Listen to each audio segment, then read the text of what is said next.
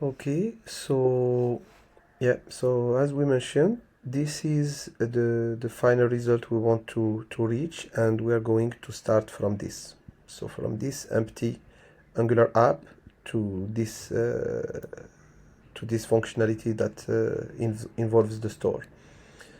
Perfect. So one thing that we need to mention regarding when we imported the store dev tools module, be very careful to import it after the store module.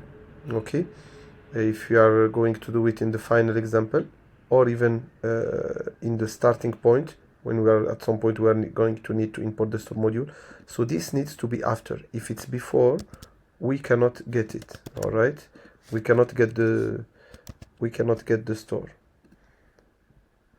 So you see, the dev tools are disabled. Okay, and we don't see the state of the store or nothing. All right, that's because it was imported before the store module. So it needs to be imported after. That's very important, because if you don't do it this way, it will be very hard, if you don't know that, to find out that this is the reason. So now the dev tools are green, and we can see the store and the actions that was dispatched at load.